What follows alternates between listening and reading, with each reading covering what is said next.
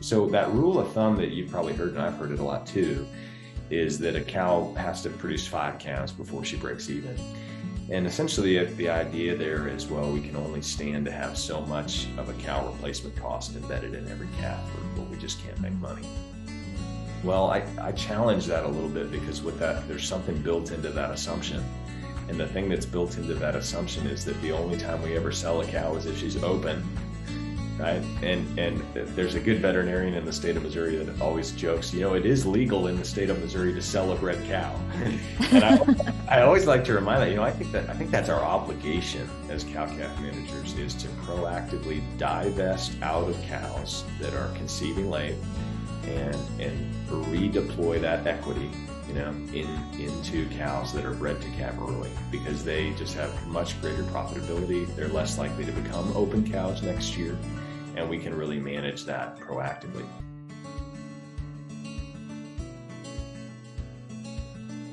Hey, I'm Shay Keister, and I am your host for the Casual Cattle Conversations podcast, where we connect you with beef industry experts and leaders to improve your own operation.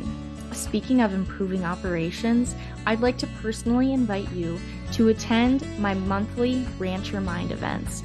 RancherMind events are Q&A calls between cattle producers and industry experts that allow you as the cattle producer to enter a community of people who support and push you to find those improvements, and connect with experts who can answer your questions and guide you in the right direction. You can find out more about these events and how to sign up by heading over to my website, casualcattleconversations.com. And while you're there, if you sign up for my newsletter, I'll send you 22 ranch management tips for free that have been shared by the gurus who have been on my show before. Remember, the best way to support podcasts is to share, rate, and review the show so that I know what episodes and content you like and want more of. With that, let's connect you with this week's guest and expert. All right, Jordan. Well, it's great to have you on the show today. And as we chatted earlier, how fitting that we're going to talk about beef reproduction and some of those strategies. And you were actually AIing some of your own cows today. So that fits Right. about perfectly, I guess. But to get started, can you please kind of just introduce yourself to those listening and just talk about what your role in the beef industry is today and what that looks like? Sure. So my name is Jordan Thomas. I'm a faculty member at the University of Missouri in our Division of Animal Sciences in the College of Ag, and I have a research and teaching appointment now. I started off with kind of an extension and research appointment. So I had an extension career for a number of years and gave a lot of talks all over the place and wrote a lot of extension publications. I still do a lot of that kind of thing, but I really enjoy the classroom as well. And so I pivoted to more of a research and teaching opportunity. And so now I teach the senior elective reproductive management and coordinated internship that we have through MEU that works with select sires representatives around the country. And so I get to do some of that, teach a little bit of the senior capstone beef production course as well, and then do a little bit of teaching at our College of Veterinary Medicine. So teaching keeps me a little bit busy nowadays compared to what I used to do anyway, which is drive all across the state, giving talks and things like that.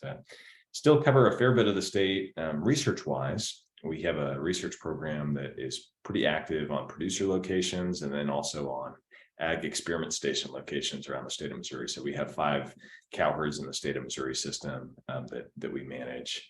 So I coordinate the breeding program for those and make some of those genetic decisions and things like that. So pretty passionate about reproductive technologies like estrus synchronization, artificial insemination, embryo transfer. We do quite a bit of research in that area specifically. We do a fair bit of work in heifer development as well. We have a Show Me Select Replacement heifer program in the state of Missouri that I, in my extension capacity, help to coordinate. And whoever sort of fills that role now will take on some of that leadership, but that's still something I'm pretty involved in. So it's a diverse set of things, but all kind of stem from reproduction. And because of all of the things that affect reproduction, I tend to have what I would call more of a systems focus. And I'm pretty passionate about grazing management and forages and things like that maybe we wouldn't necessarily think of as traditionally being related to reproduction. It's not synchronization and things like that. But I get passionate about really how all of those things end up ultimately affecting the decisions we make. Well, that's really important. And like the systems approach and systems thinking is a common theme that comes out on this podcast and multiple interviews because so many things do impact, well, everything. It's all tied together. There's not really ever one singular component of beef production. So what is it about, repro? Like, why did you kind of pick that, diving more into that? Why would you say you are most passionate about that, even though you do like the systems approach? Yeah, there's probably multiple factors in terms of what drove me to personally be interested in reproduction. I mean, number one, I would have to say was growing up with my grandparents' cow-calf operation, which in the state of Missouri, this is not terribly uncommon, but they just calved all year long, right? And so just an unmanaged reproductive system, and just seeing that and getting to witness just how kind of broken that is when you're, pulling a calf on New Year's Eve and all of this kind of stuff. And you start, so then you go to an undergraduate program in animal sciences, and you learn maybe some more industrialized agriculture models, and you get really attracted to some of those kinds of things. You start to ask maybe why we're doing some of these things and unmanaged systems. And I've almost come kind of full circle, not that I am an advocate for year-long calving, but just in terms of thinking about how do we implement really practical things on commercial operations, and understand what are really the drivers and human beings decision making at those levels of the kind of decisions that my grandparents were making, or that maybe younger producers are making. What is really driving the decision making process?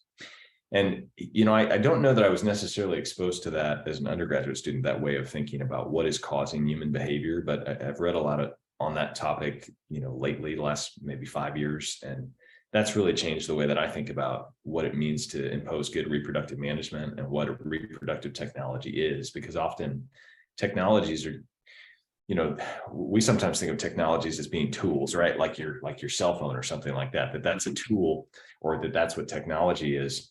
And really, I would say that's more a piece of equipment or some kind of invention, but the fundamental idea of technology is really, how do you think? It's applied knowledge.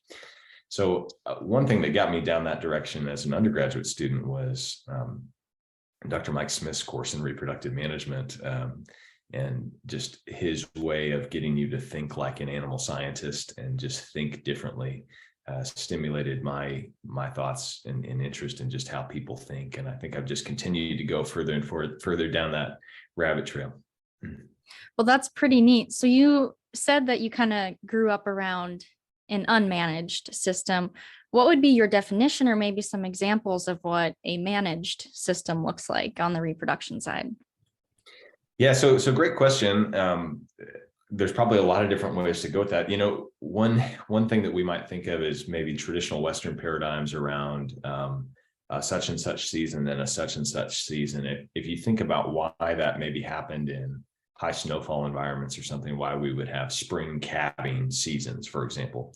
Well, often it was because that was the only practical thing that could be made to work, right? And as you go south and east, and the environment becomes maybe a little bit more forgiving, what you'll find is that maybe there's more mismanagement because the environment will tolerate some mismanagement, right?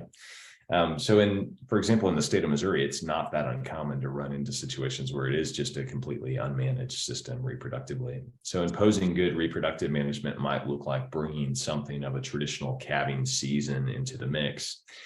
So that's maybe tier one, right? And that I would call really base kind of tier, because, in your part of the country, for example, everybody has a calving season. That doesn't even sound like a crazy thing. But I think tier two, or maybe even beyond that, is how short can we actually make that calving season? And so for a while, I think you heard people talk about 60-day calving seasons or something like that. And that became a good goal for many people. And you'll hear even a lot of extension specialists now talk about calving distribution and sort of that 60-day kind of language of what happened in the first 20 days, what happened in the next 20 days, what happened in the next 20 days. There's a lot of benchmarking. 65% of the calf crop should be born in the first 20 days, and 25% in the next 20, and so on and so forth. My thought process is maybe a little bit different than that, which is how can we proactively manage to to actually divest out of females that are bred to calve later in that system and reinvest in females that are bred to calve early in that next calving season? How can we select heifers that are calving early in their first calving season, just because of some of the lifelong implications of that? So we can do some of that with marketing decisions. We can do some of that with reproductive technologies, but it's kind of a little bit, I guess the way I think of it is just a little bit of a next level of management, which is how can we drive to make that thing as short as possible? Calving season distribution, or even just like where the length of calving season more so, not necessarily distribution, is something that we've talked about on the podcast or previous RancherMind events. And really, that's something even I've noticed personally. Like, our calving season is 45 days. That's what we like to keep it at. But even at a 45-day calving season, you look at the bulls born the first week compared to the last week, and there's a big difference. And you wouldn't think there would be. Very similar genetics, but just that 45 days can make a difference on how they're performing come sale day. I think that's right. That's one of those things that's funny about human perception, right? Is we perceive 45 days to really not be all that long of a period of time. It's a month and a half, right? It doesn't feel like it should be all that long. It's, less than 7 weeks. It shouldn't be all that long. But a modern beef calf will gain, roughly 2 pounds a day from birth to weaning. And so if you think about what a 45-day difference in age would be, I mean, that's pretty dang close to 100 pounds difference, right, at weaning.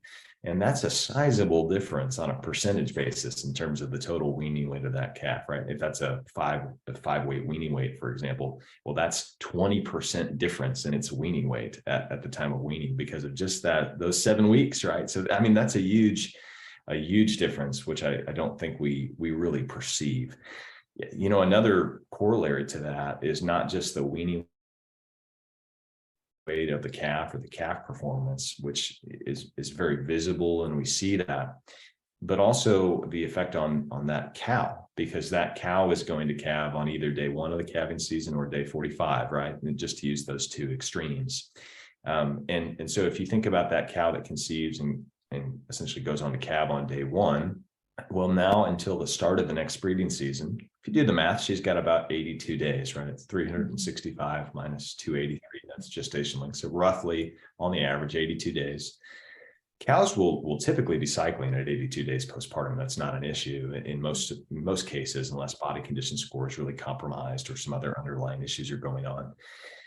But if you take that cow that calved on day 45, well, you got to remember that she doesn't have to conceive within 82 days. It's not just that whole calve on a 365-day calving interval. It's really, is she going to be capable of conceiving on the start of the breeding season next year? And if you do the math on that, well, now it's not 82 days, it's 82 minus 45. So it's 37 days, right?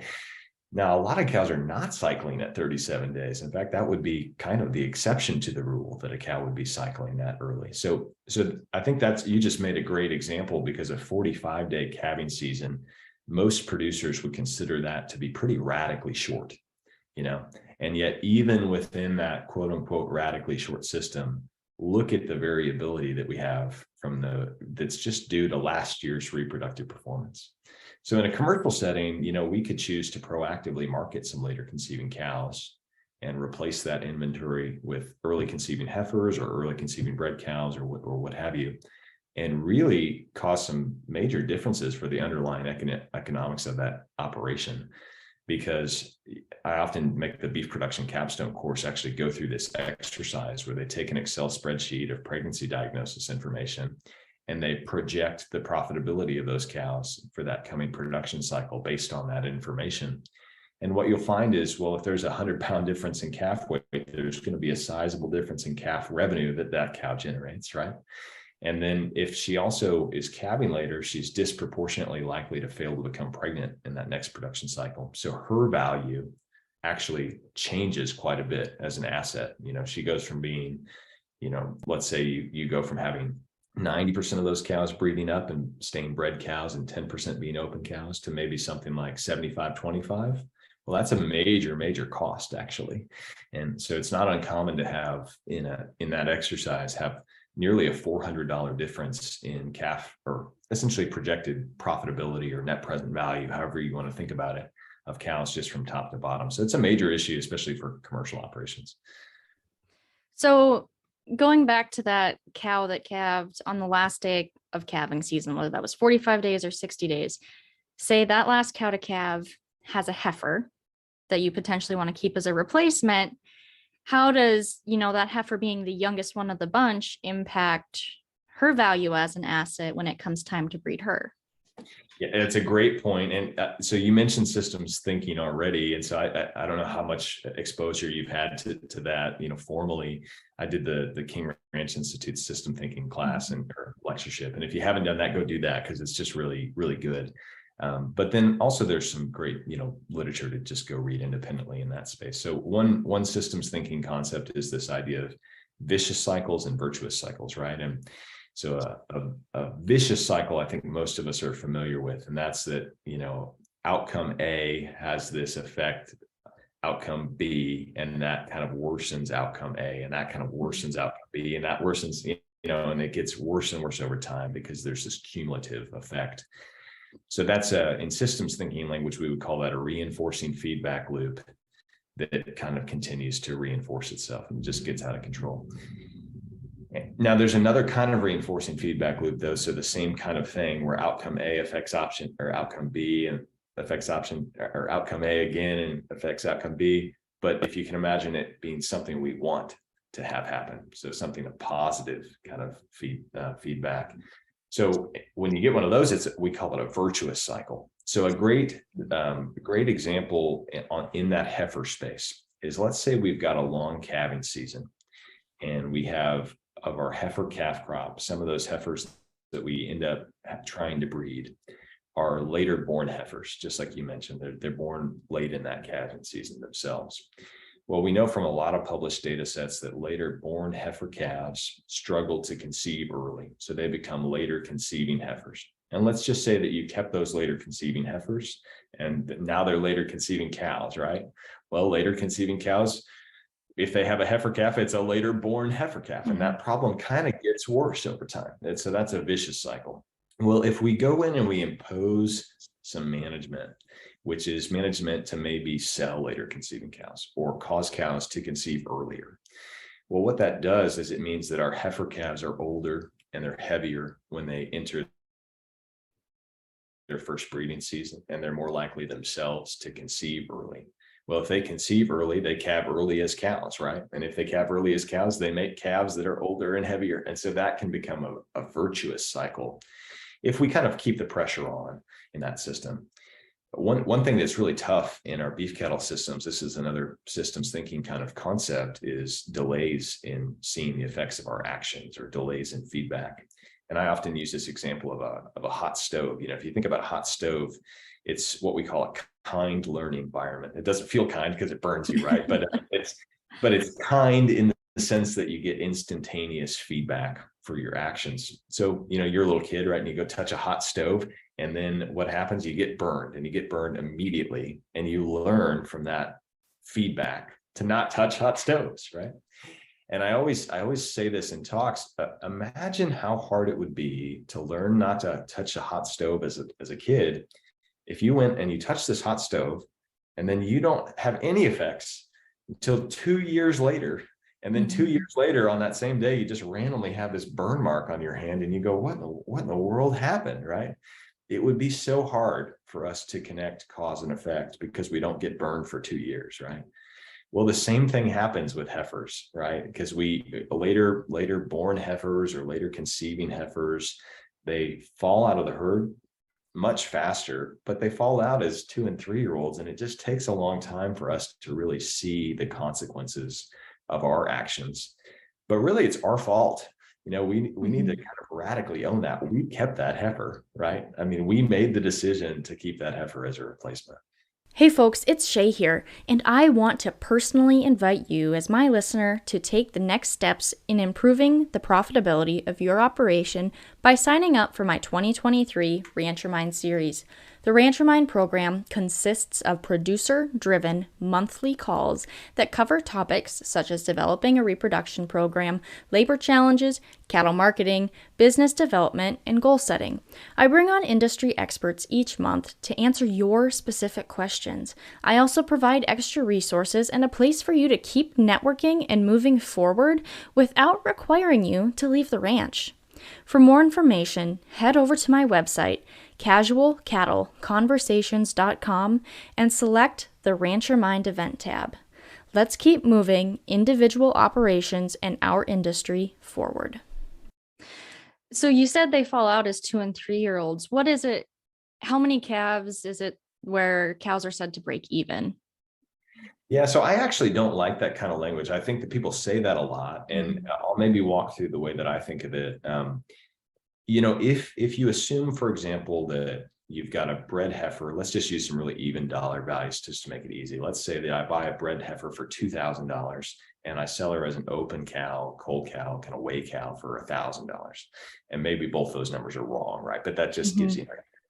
Well, that $1,000 difference in her value at purchase versus her value at sale is going to be divided over however many calves she produces over her life, right? Because that's a real cost. And sometimes we call that cow depreciation. So what is the depreciable, cost of that cow over that period of time? So you can imagine if she falls out in 1 year, that calf that she produces in that year has to cover all 1,000 of that dollars, right? And that's tough. Well, 2 years now it's 500, and 3 years is three something, and so on and so forth. So that rule of thumb that you've probably heard, and I've heard it a lot too, is that a cow has to produce 5 calves before she breaks even. And essentially the idea there is, well, we can only stand to have so much of a cow replacement cost embedded in every calf, or we just can't make money. Well, I challenge that a little bit, because with that, there's something built into that assumption.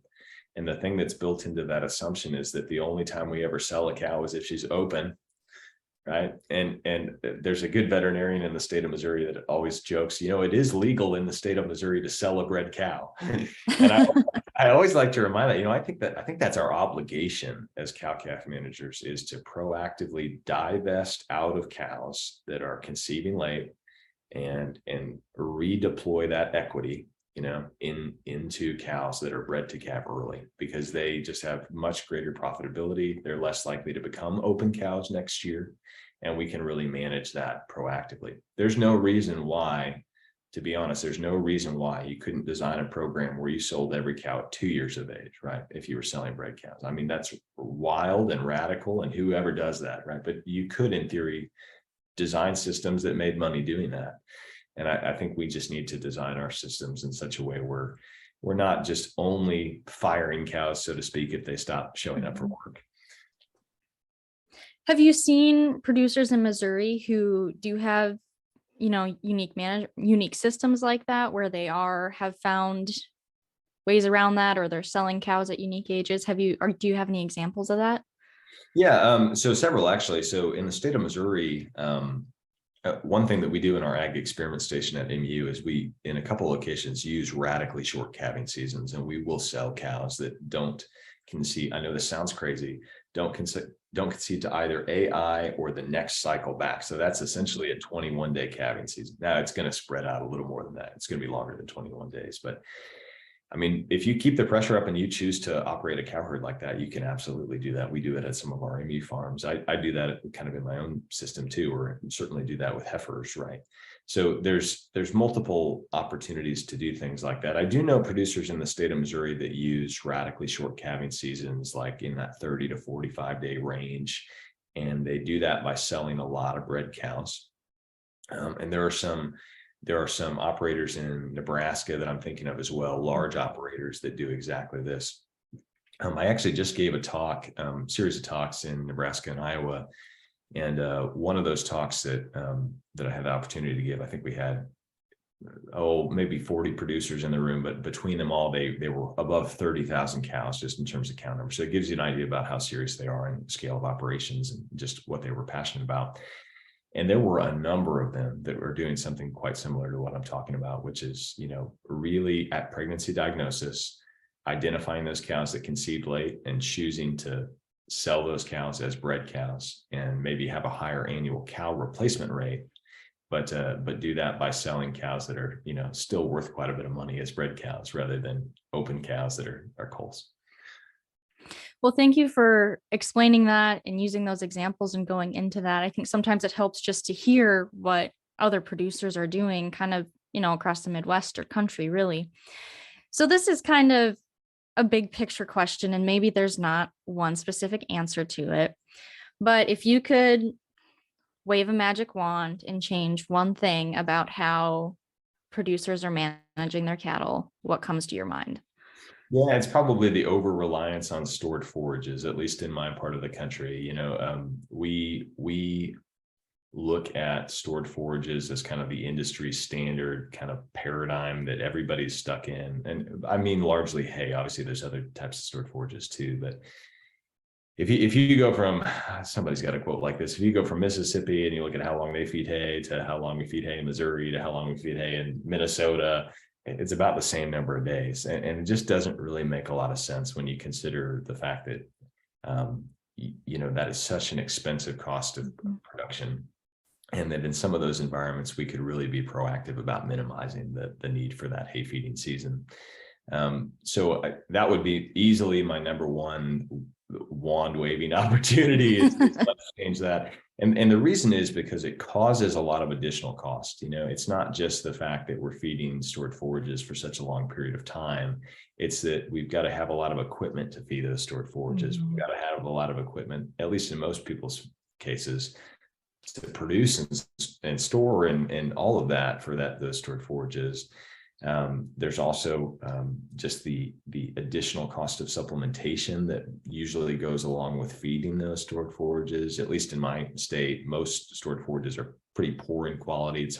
There's not a lot of high quality fescue hay that gets made. There's a lot of hay that gets made. It's just not very high quality. And so when that hay feeding season starts, for most folks, that means a fairly substantial supplementation program also starts. And that's just so spendy.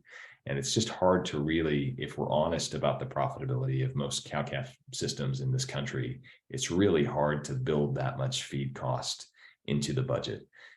So feed is the number one major cost of production that's embedded in every calf produced. And so that's my first magic wand that I would go after or that's my first magic wand I would wave to try to change is let's just get away from such a often overstocked model that involves a lot of stored forages. And then the second one is just related to all this reproductive management. And the reason I would go there is that the cost of replacing cows, kind of rebuilding that portion of the factory that burned down last year, if you want to think about it that way, that is the second biggest cost of production that's embedded in every calf produced in most folks' budgets. And so if we could get those two major costs under control, we would maybe stand a chance to actually make a little money in all of this. Well, thank you for sharing your thoughts and wishes for the industry. I kind of want to shift gears a little bit, and I want to hear more about the Show Me Select heifer program that you mentioned earlier. Can you talk about what exactly that is? Yeah, so the Show Me Select program was started by my predecessor at MU, Dave Patterson. And Dave Patterson really had a strong impact on the state of Missouri's thoughts about heifer development. And I think what he really was good at getting people to realize is that how those heifers are developed ends up affecting their lifelong performance. And so that if you can have a heifer that's bred to calve, in an appropriate body condition score, and you have a known calving date on that heifer, and she's bred to a calving ease bull, and maybe she's had her pelvic area screened, and sort of we know that we've done everything we can to set her up for success. He did a really good job, I think, in getting Missourians to really value that information. And so I often talk about Show Me Select as, obviously there are very high quality heifers that sell through that program just from a genetic perspective, but I also just talk about them as being really high information heifers, because producers are selling heifers that have gone through this defined management program and really are as bulletproof as you can make them, right? Obviously heifers are going to be heifers. And so it's not like you're not going to have to touch one of them on occasion, but they're just made to be as bulletproof as possible from a management standpoint. So it's been really valuable. We always see Show Me Select heifers receiving some sort of premium above typical market prices for heifers. And there's really no criteria in that program for what they need to be from a genetic standpoint. You could use heifers of all sorts of different breeds. And there's not any requirement that says that they have to be, huge, large frame cattle, or that they have to be little, small, frame cattle. So whatever your mentalities are about, what you're trying to do, in theory, you could put heifers in that program and market those, or you go to Show Me Select Sale and try to find some of those. So I think it's a really solid program. What we've seen nationally is a lot of interest, not only in those heifers. They've sold into a number of states, really a lot of states, as well as just about every county in Missouri. So they go all over the place. They're really in high demand. But what we've also seen is a lot of interest from other land grant institutions, or even some partners in industry that are interested in, doing something similar. And so one of those, Kansas State developed a heifer program that is somewhat patterned after Show Me Select. I believe Iowa did as well, and Florida did as well. So there are some programs along those lines. And then the Red Angus Association worked with us on a project called Red Choice, which was to develop some similar types of programs for commercial or registered heifers within the Red Angus breed specifically, just understanding, the perception of that breed nationally as being a very high maternal breed. And they like to say the industry's most favored female, right? So because of that opportunity, I think they really saw the value of, how can you package management along with that genetic reputation and maybe show that whole total package in heifers. So I think that's been a really fun collaboration with them, and just look forward to continuing to see how that program evolves. Well, thank you very much for explaining that and your time today. And as we wrap up, if there was one thing that listeners take away from this conversation, what would you like that to be? Yeah, it's probably that a quote unquote short calving season is a lot longer than we realize it is biologically, just in terms of its impacts on our calf crop and the uniformity of that calf crop, the performance of that calf crop, and then obviously the breed back performance of those cows. And so anything that you can do to start moving in that direction is really helpful, even though it's so hard to sell cows that are bred. I know that it is. And I talk about that a lot. And if you can look in the mirror and realize that limitation is mostly coming from us, and it's mostly coming from the way that we see the world and the way that we think and the things that we value and the decisions we make, then you start to realize that, most of what we're up against reproductively in our cow herds is kind of us as human beings and not necessarily the cattle. And if I know that's a weird way of thinking, but if that's the one thing that I can get people to think more about, I always encourage them to. Well, Jordan, I appreciate it. And thank you again for being on the show. You bet. Thanks for having me. And that's a wrap on that one, folks. Thank you for tuning in today and joining in on the conversation. Be sure to take this a step further and take the advice you learned and implement it on your operation. If you want to have a conversation about it, head over to my social media and send me a DM by following @CattleConvos and connecting with me there. Have a great day.